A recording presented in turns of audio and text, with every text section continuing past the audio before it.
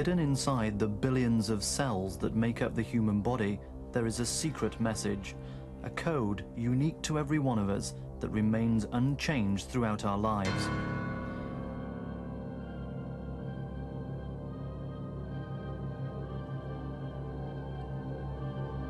It is our DNA, the blueprint of life, which determines who we are, how we look, and how we function. Scientists are beginning to crack that code. Now they've made their biggest breakthrough. It's the most important forensic weapon since the fingerprint.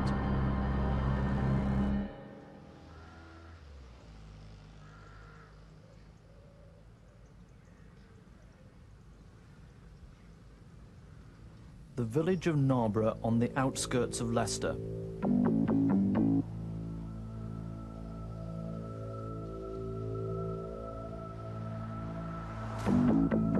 A schoolgirl has left her friend's house and is on her way home. A man has just dropped his wife at night school and heads back to babysit his 10-week-old son.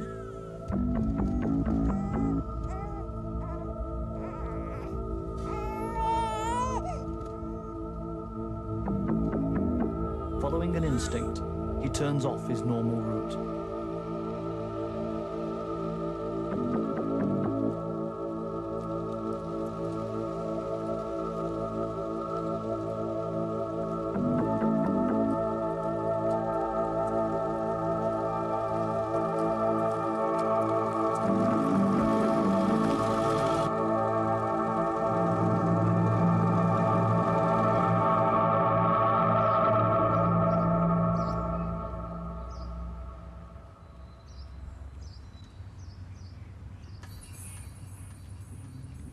It was just a few minutes before I gathered myself to realise it was a body.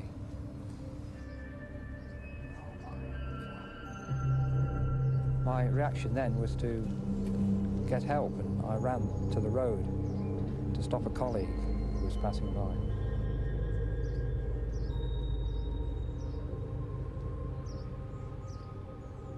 BBC Radio Leicester News. A 15-year-old schoolgirl has been murdered near her home in Enderby. Police have named the girl as Linda Rosemary Mann. She'd been raped and strangled. The head of Leicestershire CID, David Baker, described the murder as a savage and brutal attack. Linda's battered body was discovered early this morning by hospital worker David Atkins on the Black Pad footpath near Carlton Hayes Mental Hospital. 5 miles from the murder scene, Dr. Alec Jeffries is doing long-term research into hereditary diseases caused by mistakes in our DNA. Carried out a savage attack on a 78-year-old pensioner. Retired miner John Dixon was found in a pool of blood at his But home his in routine Leicester. experiments are to Police say throw he'd up been an repeatedly struck unexpected over the discovery, head with an a iron technique which will radically change the way police track down sexual killers. Police investigations into the Linda Mann murder case had run into problems. Exhaustive house-to-house inquiries had been conducted. Hundreds of phone calls had been received from the public. But as time passed, the killer's trail grew cold. Slowly, the village returned to normal. Memories faded. But there were some who couldn't forget. Linda Mann's parents. We've had to find ways to keep ourselves busy. And Rebecca, she notices all the posters and asks where she is. And we're reminded all the time. 3 years after Linda's murder, another schoolgirl disappeared. Less than a mile from where Linda had been raped and murdered, 15-year-old Dawn Ashworth took a shortcut home. It was a route her parents warned her not to take, but this was late afternoon on a bright summer's day. By evening, when she'd failed to return home, police suspected another murder. After a 2-day search, they discovered her body. She'd been raped, battered, and strangled. Children of all ages, certainly when they're of Dawn's age, think they know best. And if there's a shortcut to be made on a bright summer's day, I'm sure they'd be sorely tempted to use it. We've got to find the fiend, really, that did this to my daughter, to our daughter. And stop it from happening again. Police believed they had a double killer. The murder investigation was now being run on the latest Home Office computer system. 13,000 people were interviewed by a team of 300 detectives. Within a week, police were to get their first real break. A young man was seen on the path where Dawn was murdered, soon after screams were heard. It's an important sighting, and we need to identify this individual. We need to talk to him. One name kept coming up, that of a 17-year-old kitchen porter, Richard Buckland.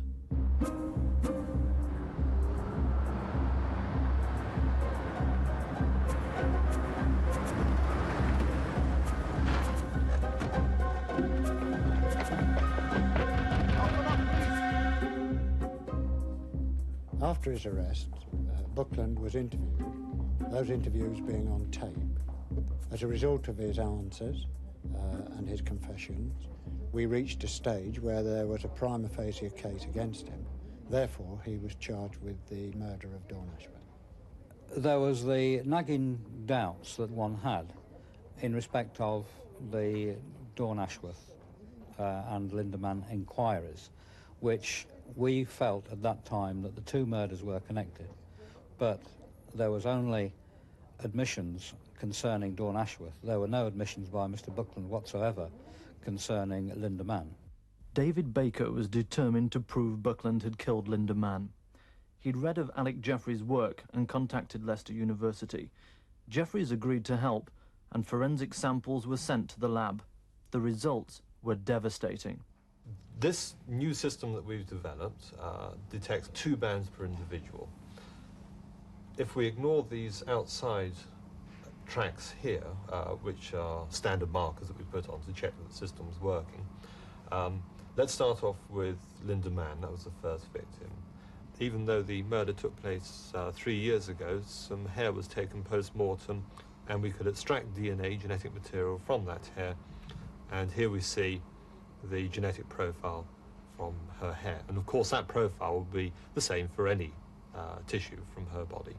The next track shows a stain consisting of a mixture of semen and vaginal fluid from this first victim. And the DNA profile again shows, as expected, the 2 characters from Linda Mann, but we also see 2 additional characters which must be from the semen, from the assailant. In the next track we have blood, or DNA from blood, taken from Richard Buckland, and we can see that his 2 characters in no way match the 2 characters from the semen found on Linda Mann. So Richard Buckland is now cleared of that first rape and murder. Buckland had, of course, never admitted the first murder, but had confessed to that of Dawn Ashworth. The DNA test was repeated with 2 semen samples taken from Dawn's clothes and body. They both produced the same genetic pattern. Neither matched that of Richard Buckland. The findings so shocked Leicestershire police that at first they didn't believe them. Duplicate samples were sent to the Home Office, whose forensic science laboratory was now able to run its own genetic test using the Jeffreys method. Once again, Richard Buckland was pronounced innocent. Police now knew they were looking for one man. The genetic fingerprint of Dawn's killer exactly matched that of the murderer of Linda Mann. Richard Buckland was not the killer, so why had he confessed? You just get so... They just say so much to you, like, you ain't going to get out of here. So you just might as well own up. I thought, no chance, no way. Then the pressure started getting really hard. I just didn't have a chance, so I just weren't bothered. I had the interviews looked at by an independent person with a view to establishing whether or not there was any undue pressure applied, whether or not he was fed with information, whether or not anything was done improperly by the officers during those interviews, and the answer to all of those questions is no, there wasn't. After 4 months in custody, Richard Buckland is freed and reunited with his father. It's the first time genetic fingerprinting has been used in a murder case, the first time it has cleared anyone of a crime. But the Jeffries test had given Leicestershire police their first real clue, a genetic fingerprint of the killer. The task now was to find the man who matched it. The method they were to use was dramatic and unprecedented. Double murder hunt, police to blood test 6,000 men to flush out the killer. New Year riots, Home Secretary demands inquiry. Nottinghamshire miners fight Scargill's plan to kick them out of the NUM. Good evening. Tonight's main story. Detectives hunting a double sex killer want to use a revolutionary new blood test on more than 6,000 men. Police believe the murderer of schoolgirls Linda Mann and Dawn Ashworth can be trapped using the new genetic fingerprinting test developed at Leicester University. The technique has already freed teenager Richard Buckland, who was charged with Dawn's murder and held for 4 months. Murder squad detectives are convinced that 15-year-olds Linda and Dawn were killed by the same man. From tonight, they hope men from 3 villages will volunteer to take the test, which has been developed by Leicestershire scientist Professor Alec Jeffries. The first thing that we did was assess the size of the problem. From the Linda Mann inquiry, that tells you there's at least 10,000 men. Yeah. But we then start eliminating people by 50% of them are female. So then, of course, you're looking at the male population. We looked at that group of males who were likely to be sexually active. We looked at the ages of the victims, and we finished up with a group between 13 and 33.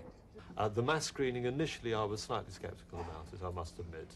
It would only work if the vast majority of men who were asked to give blood voluntarily, in fact came forward and gave blood. Have you come tonight to clear your own name or to help the police inquiry? Helping the police inquiry and from my own name. Did you have any doubts about coming tonight? Not at all, no. I think the person responsible might have. I think one of the remarkable things of this mass screening was the extraordinary success rate with which people volunteered their blood samples. The second problem, of course, was how certain could the police be about the identity of people who are coming forward to give blood samples. And right at the beginning, we felt that if this sort of pressure came on the assailant to come forward and give blood, then he would almost certainly arrange for some sort of proxy to come along. And as history has shown, that's exactly what happened. As thousands of men streamed in to give blood samples, the pressure on one man in the community was increasing. Bakery supervisor Colin Pitchfork had already missed 2 appointments. He desperately needed an accomplice. Pitchfork was an habitual flasher with a criminal record. Now he hoped oven worker Ian Kelly would get him off the hook. Kelly lived outside the area and so would never be asked to take the test himself. I was in the bakery doing my work. He come up and started pestering me about taking a blood test. So I says, well, I don't really want to do it. It's just got nothing to do with me. Why don't you ask somebody else? So he kept going on about it and pestering, and at this time I was getting a bit fed up. And he walked off because he'd seen me getting a bit fed up about it. Then he kept coming back through the week, kept pestering me until I got that fed up of him. I said I'd go and do it for him. As the first batches of blood arrived to be tested, initially by conventional blood typing methods, Pitchfork was confident of slipping the net. With the police now checking on those men who hadn't come forward, he hatched an elaborate plan to fool them. Passengers for Coventry, Crewe, Chester, Flint, Prestartin Rail, Colwyn Bay, Banduna Junction, Banda and Holyhead changes. Took me to the railway station with Colin, and I walked in to one of them photo booths. While I was having the photos, Colin stood outside, and he wanted the photo so he could change this for mine, so nobody'd identify him at all. Only 15% of samples sent to the Home Office laboratories would need to be genetically fingerprinted, those sharing the same blood group as the killer. White cells, rich in DNA, are extracted from each blood sample and are treated with a special chemical cocktail. The DNA itself, the blueprint of life, floats free as a sticky bundle of complex molecules. Next, chemical scissors are added. They cut the DNA strands at very specific places. What the scientists are looking for are the larger fragments, called stuttered regions, which hold the key to our identity. These regions are rather strange bits of DNA which stutter. So if you imagine the ordinary message encoded in our genetic material as, say, reading Mary had a little lamb, then one of these regions looked like Mary had little lamb. And it's a number of stutters, a number of that differ from person to person. So that some people may have just sort of 5 as, some may have 50, some may have 500. And it's that stuttering that gives you the quite extraordinary level of variability that we see in these patterns.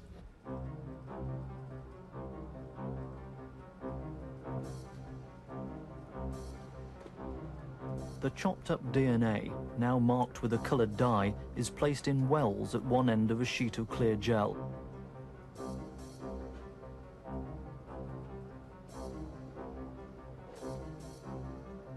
An electric terminal is at each end of the tray.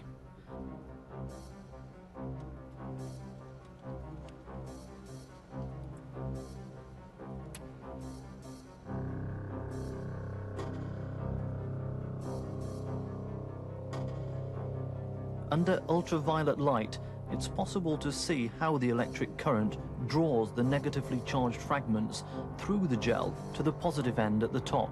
The smaller strands move quickly. The longer ones drag behind. The 4 solid bands in the center are the developing genetic fingerprint. The outside bands are test samples which show the process is working. After a radioactively labeled probe is added to the gel, patterns are revealed in the central stripes. This is the full genetic fingerprint. It contains many more bands than the 2 produced in the DNA test carried out on the Ashworth and Mann samples. The type of radioactive probe used determines whether you get the simple 2-band or the multi-band result. Both can indicate that blood or semen came from the killer. The full genetic test can prove this with a much greater degree of certainty. Specially trained readers scan the patterns, cross-checking them with the killer's print. What they're looking for is an exact match.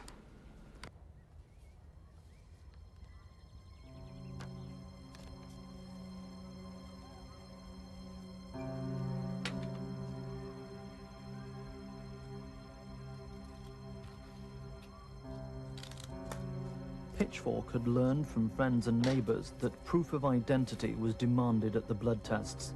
Using one of the photographs taken at the photo booth, he doctored his own passport. I went in through the door and there was a woman sitting at a table, and I handed a piece of paper over to her. She said, "Are you Connie Pitchfork?" I says, "Yes." She says, "Well, can you go and sit in a row of chairs just round the corner?" Excuse me, sir. You have means of identification, please? Thank you. Mr. Pitchfork. Just clench and unclench and let it come. That's right, keep it still now, please.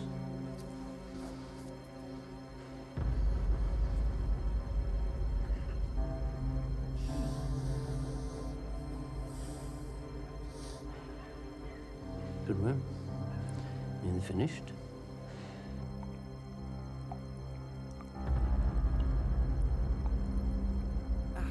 Colin at home had stabbed himself in the arm with a compass, poured plaster over it, got into work, told everybody that he'd been for the test. Well, I weren't there because I got a chest infection and been told to stop off work. Well, if I'd have been there, I'd have probably said, "Oh, wait, hold on a minute, I did the test for you." And probably everybody would have clicked that he got something to do with it. In all, more than 6,000 blood tests were taken. Only 500 matched the rare blood type of the killer, a Group A secretor. All of these were genetically fingerprinted. None matched that of the murderer. There were 2 main ways whereby the system could be overcome. One was the person would not attend, and the other one would be that there was some subterfuge used to beat the system. Now, we were aware right from the outset that that was a probability, but of course we weighed that probability against the fact that other people may be involved, and of course then it is no longer a secret and it's out. Months later in the pub, we're sitting there with two other girls and my friend. We're sitting there, just happened to be talking about Colin in general and his affairs with another woman. And we just happened to say something about Colin, and Garrett, my friend, come out with, "Oh, he offered me 200 quid to do a blood test." And I just chirped out, "Well, I did it." And it just went stone dead. The conversation went dead, as if everybody were just shocked at that time. And I got up and said, "Does everybody want another drink?" Not thinking that why they were shocked. The secret was out. 3 more people now knew of the deception. For 3 weeks, bakery supervisor Jackie Foggin worried over what to do, then telephoned detectives. Within the hour, Pitchfork and Kelly were arrested. In the first 2 minutes of police questioning, Pitchfork confessed to both murders. A sample of his blood was sent immediately for genetic fingerprinting. It was a perfect match. Colin Pitchfork was charged with 2 counts of murder, 2 of rape. He'd actually been interviewed 4 years earlier during routine inquiries into the murder of Linda Mann. When we interviewed Pitchfork, he was alibied by his wife. What in fact he said was that he'd left home earlier that evening to take his wife to night school, and of course he was in sole charge then of the 10-week-old baby. He took his wife to night school, and as far as the alibi is concerned, he went home, looked after the baby, did some tape recording, and then went to collect his wife from the night school at around about 9 o'clock. But of course we now know that with the child in the back of the car, he went to Narborough and murdered Linda Mann. At Leicester Crown Court on the 22nd of January 1988, Colin Pitchfork was jailed for life. He could be eligible for parole after only 10 years. I believe we would have caught Colin Pitchfork, but probably not as quickly. Had it not been for genetic fingerprinting, we may have been faced with another murder to investigate before he was brought to justice. Ian Kelly was sentenced to 18 months imprisonment, suspended for 2 years for conspiring to pervert the course of justice. It'll haunt me for the rest of my life. I regret for what I did. And if at the time I knew he'd done it, then I'd have shocked him, but I didn't know. I just thought I was doing somebody a favour.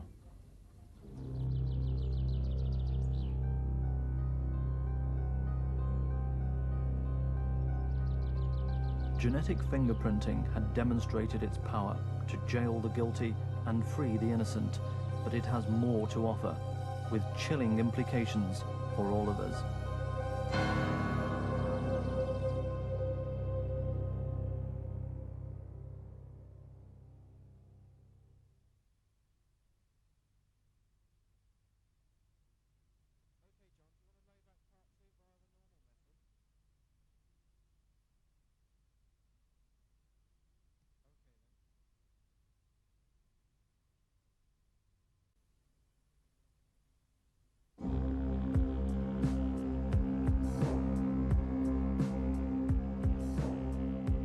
The success of the Pitchfork case led to genetic fingerprinting being used in courtrooms throughout Britain.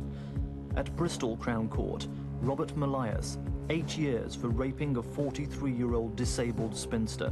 When confronted with the DNA fingerprint evidence, he changed his plea to guilty. At Nottingham Crown Court, Colin Room, 6 years for the rape of a 25-year-old artist. The only evidence, his genetic fingerprint. In North Wales, Nigel Davis, dubbed Darth Vader because of the black hood he wore, 10 years for raping a 66-year-old woman. Again, Alec Jeffrey's test was the sole evidence. But genetic fingerprinting had another trick up its sleeve, the ability to prove with certainty relationships within families.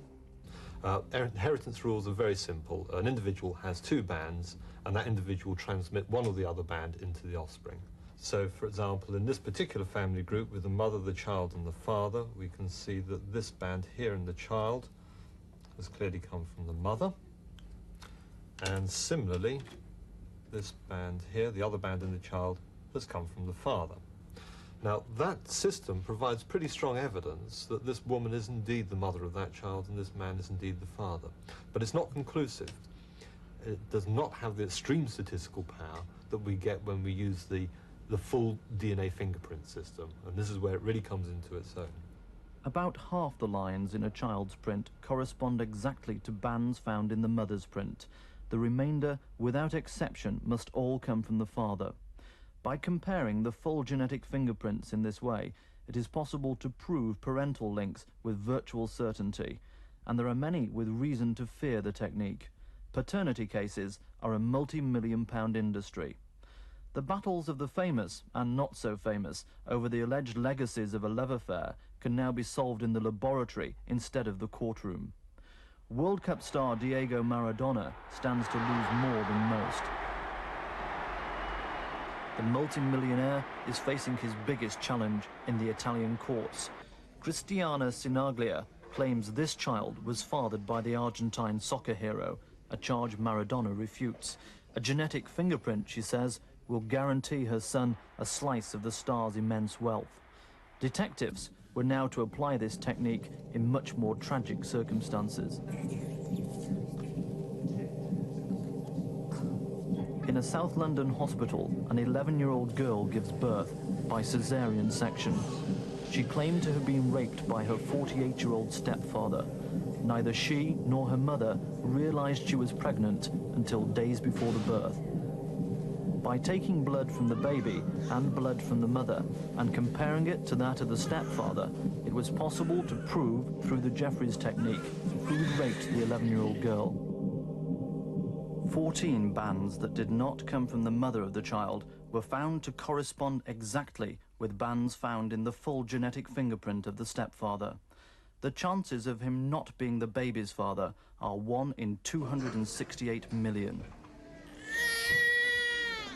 At the Old Bailey on the 16th of January 1988, the stepfather was jailed for 7.5 years. By coincidence, it was the same day that Colin Pitchfork was sent down for life. The same principle of proving parenthood saved this child from deportation. Immigration officials claimed Christiana Saba wasn't the real mother of 15-year-old Andrew and had forged his passport to allow him to stay illegally in Britain. Alec Jeffries used the DNA test to prove the right of the Ghanaian family to live together in London. Suddenly, he was inundated with blood samples sent in by families desperate to prove their children had the right to join them in Britain. Major companies now saw potential in genetic fingerprinting and wanted to get in on the act. Against fierce competition, Cellmark, a subsidiary of ICI, bought the patent for the Jeffries test for an undisclosed sum. Within months, they had 1,500 immigration cases in their files. Then they hit an unexpected problem. After accepting the test in the Ghanaian case, the government stated their reluctance to accept genetic fingerprinting as a standard procedure in other immigration disputes. Cellmark carried out a confidential genetic test on 40 Bangladeshi families who had applied for British citizenship. They found that 90% of claims were legitimate. Immigration officials regularly dismiss half of all applications. Well, it does seem rather ironic that we have a test which an Old Bailey judge has considered accurate enough to send a man away for 7 years for rape, yet apparently the Home Office do not consider it accurate enough, or have been stated to consider it not accurate enough for resolving immigration disputes. Cellmark are convinced problems with official acceptance in Britain can be overcome. They're so confident of the worldwide potential, they've already set up an American sister company. Initially, they see the big money in paternity cases. But Cellmark aren't the only company in the marketplace. Life Codes in New York and the CETAS Corporation in California are vying for a slice of the action using genetic probes similar to, but not as precise as the Jeffries probe. But there's a bigger prize. It's America's major growth industry, crime.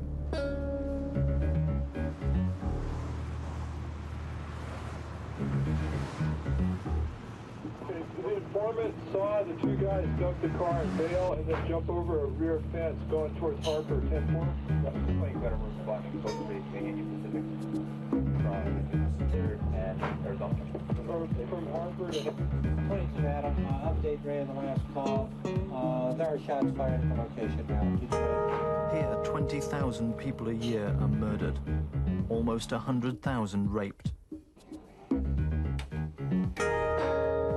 20 David to 22 Adam. 2 Adam to spy. 22 Adam, handle a 261, 245 now at 4242 Union Pacific. Genetic fingerprinting could be America's greatest weapon in an escalating crime war. Already, samples from hundreds of killings contain vital genetic clues to the identity of the killers. The ability to fingerprint a biological sample is more important than the ability to get a fingerprint from one's hand. Somebody may have legitimate access to a door handle. Somebody may have legitimate access to the external surface of a car. That kind of claim cannot be made with that semen that's deposited in the vagina, that blood that's on the blade of the knife.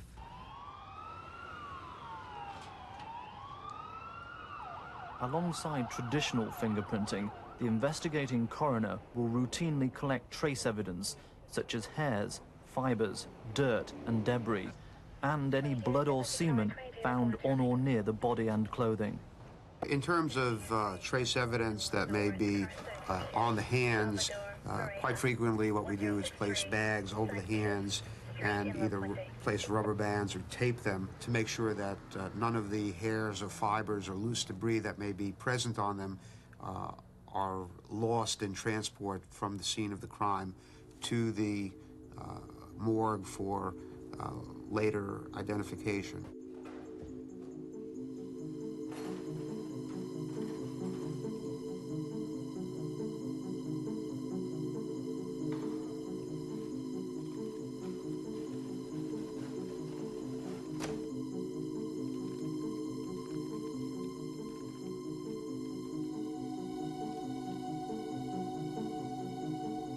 Perhaps a rape case or an assault, the victim might have, in the course of the scuffle, scratched the assailant, and some skin or even blood might be present underneath the fingernails, and these can be clipped or scraped.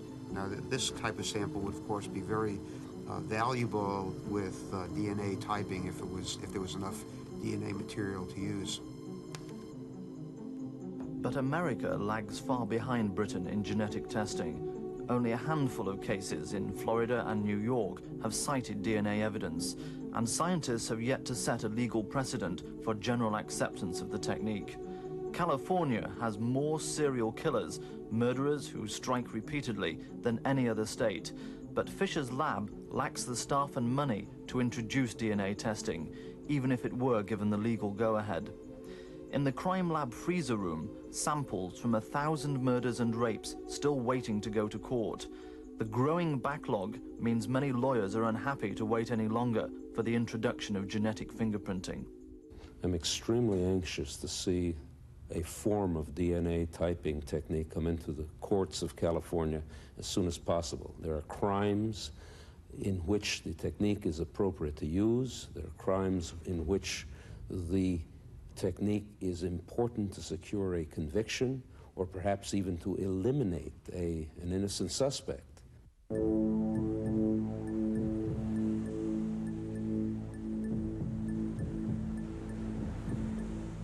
One of the first of many cases in which DNA profiling is possible in California is the case of George Arthur. One night, about 2 a.m., he got off work and got into his van and proceeded to drive out of the parking lot.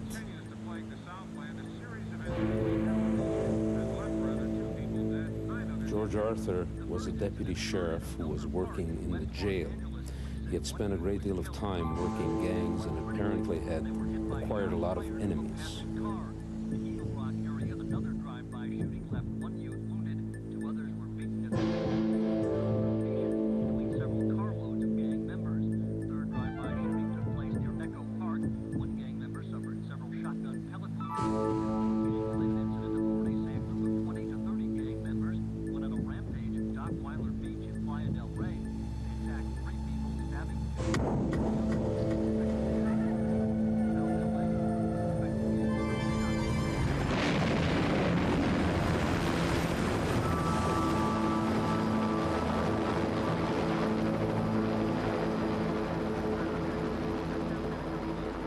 what happened is that his foot hit the accelerator, the car lurched forward and smashed into a brick wall. The impact threw the person who had shot him forward into the windshield, where he cut his scalp, his forehead severely. The person who shot him then left the van limping down the street and left a long trail of blood for about 5 blocks. The Los Angeles Police Department recovered blood, skin and hair samples from the windscreen and road. These will be sent for DNA analysis. There is a man now in jail in Mexico who has a scar on his head, who has bragged about killing a police officer, and when asked about the scar, he related the scar to an accident which, as far as we can tell, never occurred. But there are those who believe the district attorney is running too fast. California's Attorney General thinks rushing the DNA tests into the courts could do more harm than good. If a DA goes in and tries to do this on the fast and cheap, we may get an appellate case that says, no, this is not recognized by the scientific community. And so you have to go back to scratch. It may put it off for 2 years. So we'd prefer to do it the right way, get it validated, get the courts to approve, and we're off to the races.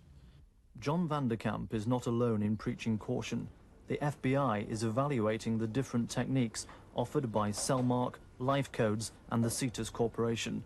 What they want is control of one standardized test, so they can store DNA prints, just as fingerprints are now held in databanks throughout the states. The Bureau is worried that a prosecution reliant on evidence supplied by a firm outside their control could fail and the technique be discredited. Even if it were to fail the first time, we would see what our mistakes are and go forward and present an even better record. I think the public cries out for the use of this technique. One man who isn't prepared to wait for the lawmakers to make up their minds is here at Logan Penitentiary in the state of Illinois.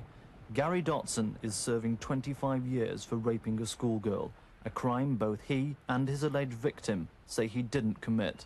I'm innocent, it's a crime I never committed, and it's a sentence I shouldn't have served. And once and for all, the DNA, I'm positive, will clear my name. I thought that God had sped up the discovery of the DNA fingerprinting, specifically for this case, because I've been praying that something would be invented to prove Gary's innocence. In 1977, Gary Dotson was jailed in Chicago for raping Kathy Webb, then 16 years old.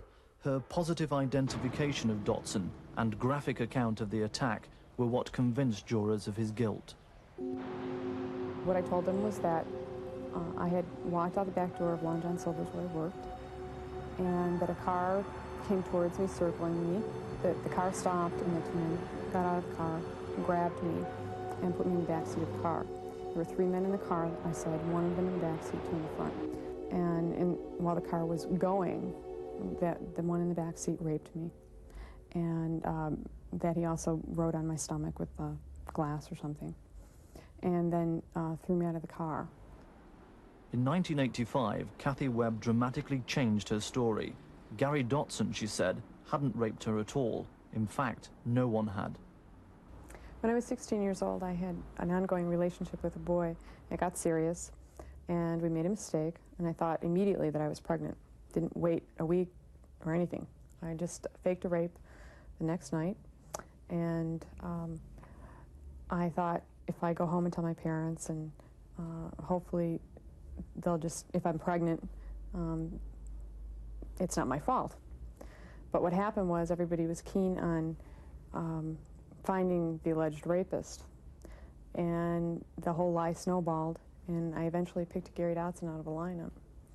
8 years later, Kathy Webb was married with 2 children. She had become a born-again Christian. God, she said, wouldn't let her live with a lie. A clemency hearing was called to reconsider Dotson's sentence. Well, 3.5 years ago I accepted Christ, but I still wasn't willing to face the consequences of coming forward with the truth. Okay. And then from much personal reading of Scripture and praying personally, I feel that the Lord gave me the strength to come forward. Okay. Well, you're expecting me as one member of this board to believe you. Is that correct? I would expect that you believe me, sir, but I also expect that you're going to listen to the other testimonies. I understand that. They didn't believe her, but sufficient doubt was cast on Dotson's guilt for the state governor to rule that Dotson had spent enough time in prison. He was freed on parole, but not declared innocent. It's one of the greatest feelings in the world.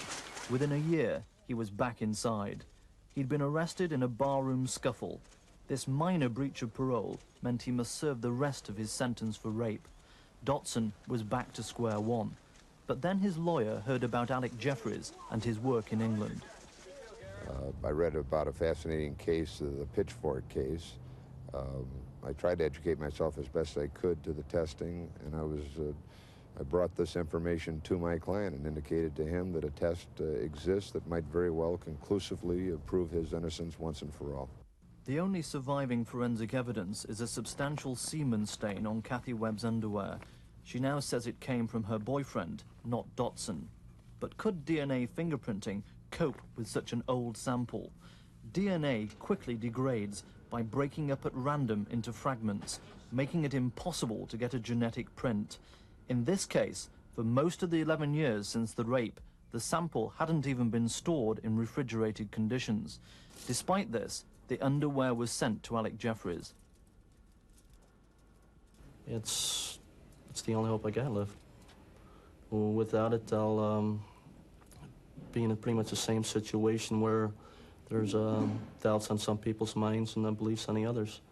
And with it, I can once and for all say, hey, look, I didn't do it. After 2 months, the results came back from England. They were disappointing. Alec Jeffries had failed to get a print. The DNA was just too fragmented. But Breen and Dotson haven't given up hope. They've now turned to the rival process offered by the San Francisco-based Cetus Corporation. Cetus claim their version of the DNA test, a process called PCR, can cope with much more degraded samples. The samples in the Dotson case are exactly the kinds of samples where PCR should be successful. It is a sample that is large. It is a sample that is aged. The DNA in that specimen is going to be very degraded. Ed Blake has already successfully used his test on samples that are 15 years old. PCR typing works by amplifying or replicating the fragments of DNA found in old or minute samples. Unlike the Jeffries method, which requires about 10 hair roots or a sizable drop of blood or semen, PCR can give results with only a single hair shaft or the tiniest trace of blood or semen. The broken DNA is mixed in a chemical solution. It's heated until it starts to multiply. Many millions of copies of the original fragments can be made this way. Every heating and cooling cycle doubles the quantity of DNA. If the process runs for 30 cycles, it results in an 8 million-fold increase, sufficient to chemically type it.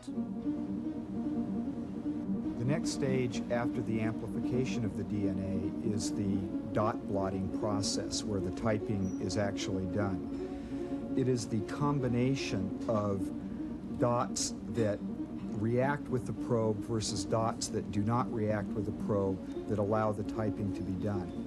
With the genetic marker system that is currently being exploited with PCR, there are 21 possible types in that genetic marker system. So everybody in the world falls into one of 21 categories, so no one category is unique.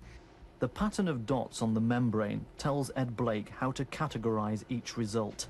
Like conventional blood testing, the PCR test is best used to exclude suspects rather than positively identify them. If the result from Kathy Webb's underwear falls into a different DNA grouping from that of Gary Dotson, he must be innocent. Cetus is now waiting for the one forensic sample which could be the key to his release, an 11-year-old semen stain. Whether or not DNA frees Dotson, the demand for genetic testing, by whichever method, will dramatically increase. Already, John Vanderkamp can see it becoming as commonplace as the fingerprint of today. We have now in California a computerized fingerprint system. where we have literally millions of persons' prints. Today we may have some 1.5 million persons who have 8 prints per person in that computerized data bank. And if we find a latent print, let's say, left at the scene of a crime, we're able to compare that latent print against the entire database within a matter of 10 to 20 minutes and find out whether or not there is a match. Similarly, when you're dealing with DNA technology and the data bank that we'll be able to maintain for sexual offenders primarily, or violent offenders, we'll be able to do the same thing. In the future, I can readily envision seeing a machine, the front end of which, into which you'll put the DNA sample, and out the back end will come a fingerprint that's been placed in a database that can be compared against other fingerprints. This is its prototype. Eventually, robot arms will prepare and load DNA samples. Then, in a miniature version of Alec Jeffrey's lab, the chopped-up DNA will be forced through a gel by an electric current. Instead of the familiar black and white banded patterns, the computer displays overlapping colored graphs. The peaks of these lines are equivalent to the dark bands on a standard genetic fingerprint. Initially, Caltech developed this machine to help in their research into the functions of the tens of thousands of genes in human DNA. We're going to understand which genes cause particular kinds of eye color. There'll probably be genes that are associated with particular kinds of races, so one could conceive in the future a part of the DNA fingerprint telling us general physical features about the individual, such as the color of his eyes. Certainly we already can determine the sex of the individual. So that information can be tied in together with the unique fingerprint so that when the police are searching for a particular suspect, they'll have something more than just an abstract DNA fingerprint to go on. We do in this country regularly now test every child who is born for the PKU enzyme to determine whether or not the possibility of retardation exists. In doing that blood test, we could take a little bit more and do a DNA analysis at the same time and keep it on file. We keep the PKU on file. We could keep this on file as well. I am in favor of genetic fingerprinting from birth, and the only opposition that I can see to doing that is sort of a misplaced idea that it violates someone's privacy. There is a strong argument to be made for genetic typing of sex offenders, but I'm very uncomfortable with the idea of extending that argument to typing the entire population, taking the view that we're all potential criminals or sex offenders or whatever. I'm now a civilian. I'm now able to say that, as far as I'm concerned, personally, I've carried an identity card for 30 years and it's caused me no problems. I'm a great believer that if everyone was genetically fingerprinted, the only people that would have any fears were people like Colin Pitchfork. I think it's a matter for politicians. I think it's a matter for all walks of life, and that includes the National Council for Civil Liberties. But I think it's something that should be discussed. If genetic fingerprinting didn't exist, that Pitchfork would still be at large, and I think he would have killed again. There would have been a third murder, definitely. If that situation does come about where people do provide a genetic fingerprint at birth, it'll certainly act as a deterrent. And if it had been in existence now, we'd still have Dawn with us. The civil libertarians have strong feelings about these kinds of issues, and quite clearly appropriate types of safeguards would have to be generated. But I would be unequivocally in favor, if these safeguards could be assured, of having everyone fingerprinted at birth.